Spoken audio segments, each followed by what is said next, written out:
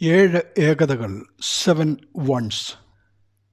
ബഹുദൈവ വിശ്വാസത്തിൽ അധിഷ്ഠിതമായ ഗ്രീക്ക് രീതിയിൽ നിന്നും വ്യത്യസ്തമായി ഏകദൈവ വിശ്വാസത്തിൽ അധിഷ്ഠിതമായ യഹൂദ വിശ്വാസത്തിൽ ആവർത്തനം 6:4 ഏകതയെക്കുറിച്ചുള്ള ആശയം ആദിമസഭയിൽ ശക്തമായിരുന്നുവെന്ന് എഫേസ്യ ലേഖനം 4:4 മുതൽ 6 വരെ പറയുന്ന 7 ഏകതകളെക്കുറിച്ചുള്ള അപ്പോസ്തലന്റെ പ്രതിപാദനത്തിൽ നിന്നും തെളിയുന്നു. ക്രിസ്തീയ സഭയുടെ ആവശ്യമായിരിക്കുന്ന ഗുണമാണ് ക്രിസ്തുവിൻ്റെ ശരീരത്തിൽ ഒന്നായിരിക്കുക എന്നുള്ളത്.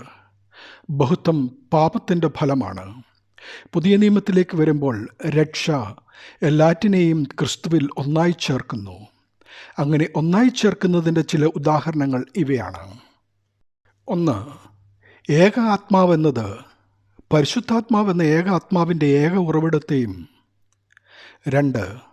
ഏക ശരീരമെന്നത് പരിശുദ്ധാത്മാവെന്ന ഏക ആത്മാവ് വസിക്കുന്ന ക്രിസ്തുവിൻ്റെ ശരീരമായ ഏക സഭയെയും കുറിക്കുന്നുവെങ്കിൽ 3.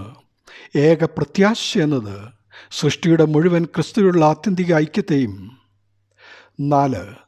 ഈ സഭയിലേക്ക് നമ്മെ വിളിച്ചിരിക്കുന്ന എല്ലാവർക്കും കൂടി ഒന്നായിട്ടുള്ള ഏക പ്രത്യാശയുടെ വിളി മൂലമാകയാൽ അങ്ങനെ വിളിക്കപ്പെട്ടതിന് ശേഷം ക്രിസ്തുവിനെക്കുറിച്ചുള്ള ഏക പാരമ്പര്യത്തിൽ നാം അഭ്യസ്തവിദ്യരാകുകയും 5. കർത്താവ് ഒരുവൻ മാത്രമാണെന്ന ഏക ക്രിസ്തുവിനെക്കുറിച്ചുള്ള പ്രബോധനം എഫേസ്യർ 4:20 21 തൃത്വത്തിലെ ഏകത്വം വിശ്വാസ പ്രമാണത്തിലൂടെയും നാം ഏറ്റുപറയുന്നു. ഏക കർത്താവ് സഭയുടെ ഏകനായ ക്രിസ്തുവിനെ റോമർ 10:9 6. ഏക വിശ്വാസം ഏകസ്വരത്തിൽ പ്രഖ്യാപിക്കുന്ന ഐക്യവിശ്വാസ തത്വങ്ങളെയും 1 തീമോഥെയോസ് 3:9 6:21 സൂചിപ്പിക്കുന്നു. 7. ഏക മാമോദീസ ഏക ക്രിസ്തുവിലുള്ള യോജിപ്പാണിത്.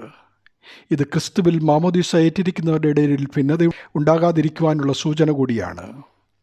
മാമോദീസയിൽ ഏറ്റുപറഞ്ഞ വിശ്വാസത്തിൽ ഐക്യത്തിൽ നിലനിർത്തേണ്ടതുണ്ട്. കർത്താവ് ഒരുവൻ, ആ കർത്താവിൽ വിശ്വസിച്ചേറ്റുപറഞ്ഞ് ആ കർത്താവിൻ്റെ നാമത്തിൽ നാം എല്ലാവരും സ്നാനമേറ്റ് 4:5 അതുപോലെ നാം എല്ലാവരും ആരാധിക്കുന്നതും നാം എല്ലാവരുടെയും പിതാവും അധിപതിയായവനെയും നാം എല്ലാവരിലും പ്രവർത്തിക്കുന്നവനുമായ ദൈവം ഏകനാകുന്നുവെന്ന് 6 ഉദ്ഘോഷിക്കുന്നു. 4, 5, 6 വാക്യങ്ങളിൽ കൂടി വിശുദ്ധ തൃത്വത്തിൻ്റെ പ്രസ്താവനയിലെ ഏക കർത്താവും ഏക ആത്മാവും ഏക പിതാവും ഐക്യത്തിൻ്റെ പ്രതീകമാണ്. ക്രിസ്തുവിൽ വിശ്വസിക്കുന്നവർ എല്ലാ കാര്യങ്ങളിലും ഒന്നായിത്തീരണമെന്ന ദൈവിക പദ്ധതി പൗലോസ് അപ്പോസ്തലൻ ഇവിടെ സൂചിപ്പിക്കുന്നു.